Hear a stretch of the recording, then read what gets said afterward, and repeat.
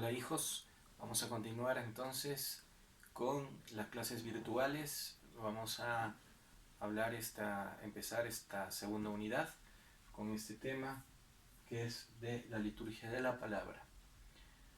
Bien, antes de empezar con el tema, voy a pedirte que te suscribas a mi canal para que podamos seguir haciendo videos para poder continuar con nuestras clases. Así que por favor, no te olvides de suscribirte.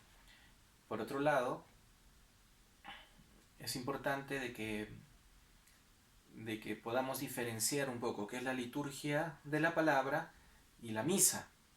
Entonces, la misa, la Eucaristía, se divide en varias partes, ¿no?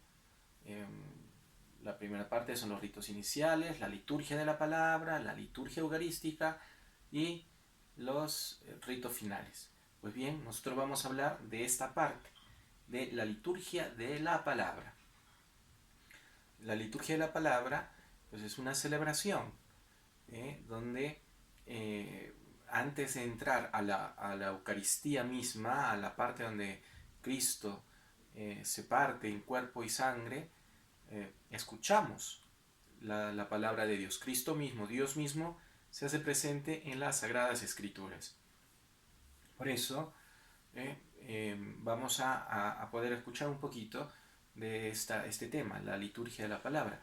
La liturgia de la palabra tiene, como vemos aquí, la parte principal de la liturgia de la palabra la constituye las lecturas tomadas de las Sagradas Escrituras, ¿no? Junto con los cánticos que se intercalan entre ellas, el salmo responsorial y el aleluya que se canta antes del Evangelio. La homilía y la profesión de fe. La homilía es la que hace el sacerdote, y si es un ministro el que lleva la liturgia de la Eucaristía, pues hará una reflexión de cara inspirado por Dios, de cara a la lectura. Luego se hace la profesión de fe, que es el credo. La profesión apostólica es el sello del cristiano que profesa de boca que cree en Dios Padre, en el Hijo y en el Espíritu Santo, ¿no? Seguida de unas oraciones universales. Estas oraciones son las que se hace por el Papa, se hace por los gobernantes, por los pobres, por la asamblea, por los que no conocen a Dios, etc. Se desarrolla y se concluye. El pueblo hace suya estas palabras divinas, es decir, esto se hace en una asamblea. No es que se viene un grupito, sino se llama asamblea porque se forma un cuerpo, ¿no? La asamblea es el cuerpo de Cristo, ¿no? Donde la palabra es la boca y cuando se proclama es la voz de Dios. Por eso se forman, visto que en la capilla, en la iglesia, toda la asamblea tiene la forma del cuerpo, la parte donde está el atril, donde se coloca la palabra, esa vendría a ser la boca, y el sacerdote es la cabeza. Eso es una asamblea, ¿no? Muy bien, entonces esto es lo que hace la liturgia. En estas liturgias hay muchas posturas y signos. Por ejemplo, hay unos momentos de silencio, hay unos momentos en los que se responde, ¿no? Entonces, por ejemplo, el silencio, la liturgia de la palabra se debe celebrar de tal manera que favorezca la meditación. Es decir, cuando se proclama la palabra, se está leyendo la palabra, no podemos estar conversando con el otro compañero o comiendo o bebiendo algo y distrayéndonos. Eso no es posible porque es Dios quien te está hablando a ti. Por eso hay un silencio de la asamblea.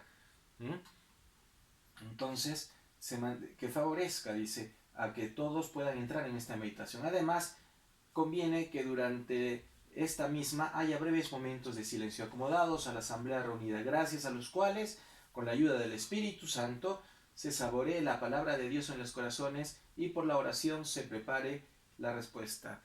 Es que la palabra tiene un poder. Es una espada de doble filo.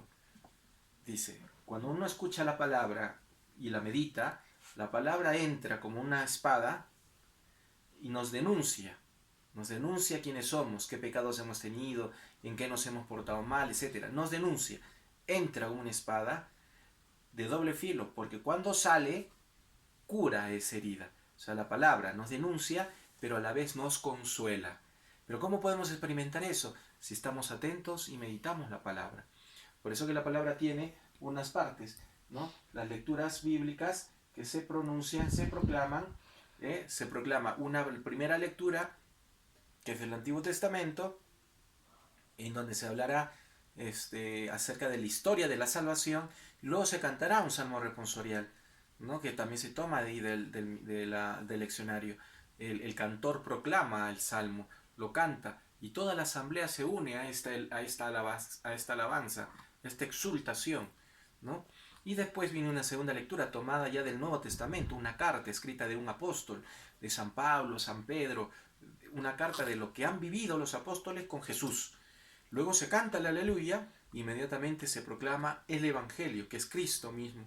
Cristo, quien habla a través de la boca del sacerdote, que la proclama el sacerdote o el diácono.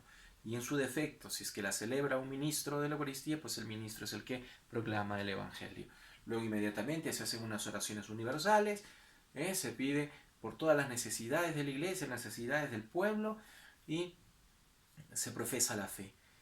Y acabada esto se hace una oración final y acaba la liturgia. De todas maneras he querido preparar un video así cortito que a lo mejor nos puede ayudar en una explicación que nos viene muy bien.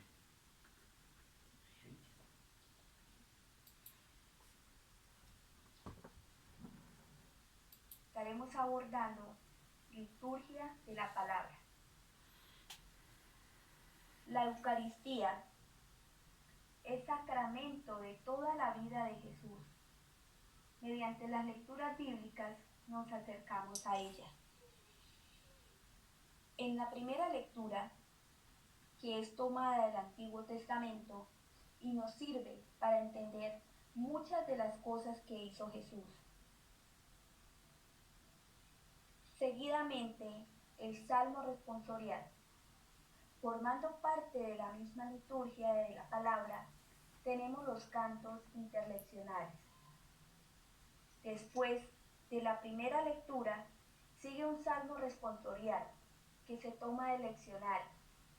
El salmista o cantor del salmo, desde el ambón o desde otro sitio oportuno, proclama las estrofas del salmo, mientras toda la asamblea escucha y además participa en su respuesta. La segunda lectura es tomada del Nuevo Testamento, ya sea de los Hechos de los Apóstoles o de las cartas que escribieron los primeros apóstoles. Esta segunda lectura nos sirve para conocer cómo vivían los primeros cristianos y cómo explicaban a los demás las enseñanzas de Jesús. Esto nos ayuda a conocer y entender mejor lo que Jesús nos enseñó. También nos ayuda a entender muchas tradiciones de la Iglesia. Después de la segunda lectura se canta el Aleluya, que es un canto alegre que recuerda la resurrección, u otro canto según las exigencias del tiempo litúrgico. Después viene el Evangelio. Se toma de alguno de los 4 evangelios de acuerdo al ciclo litúrgico y narra una pequeña parte de la vida o las enseñanzas de Jesús. Es aquí donde podemos conocer cómo era Jesús, qué sentía, qué hacía, cómo enseñaba, qué nos quiere transmitir. Esta lectura la hace el sacerdote o el diácono. Seguidamente encontramos la homilía. Conviene que sea una explicación de las lecturas o de otro texto del ordinario o del propio de la misa del día, teniendo siempre el misterio que se celebra y las particulares necesidades de los oyentes. Profesión de fe. Con el símbolo o credo, el pueblo da su asentamiento y respuesta a la palabra de Dios, proclamada en las lecturas y en la homilía, y trae su memoria antes de empezar la celebración eucarística, la norma de su fe. Oración universal.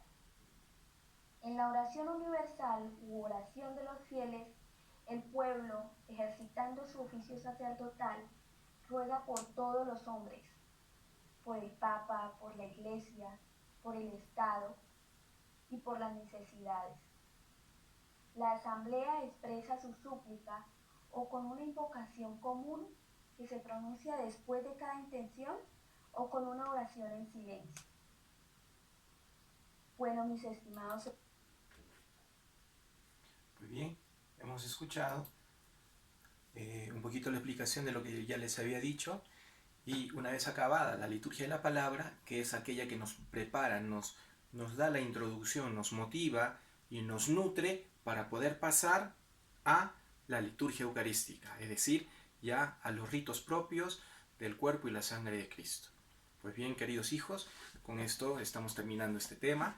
En la guía ya les haré llegar cuáles son las actividades que les voy a pedir, y me las harán llegar a mi correo personal como lo están haciendo en estas 2 últimas semanas.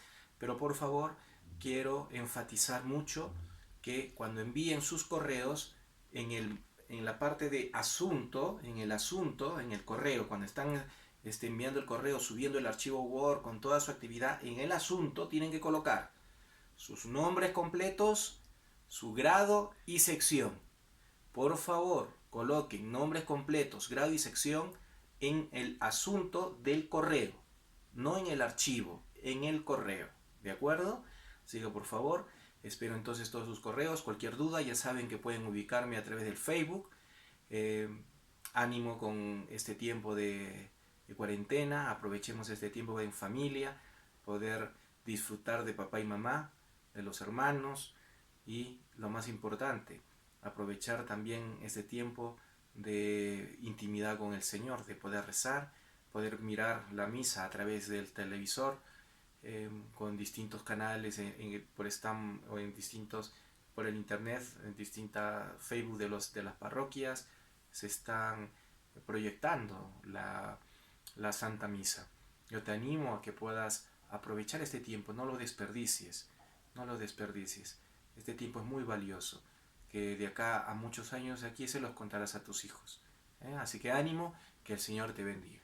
Hasta la próxima.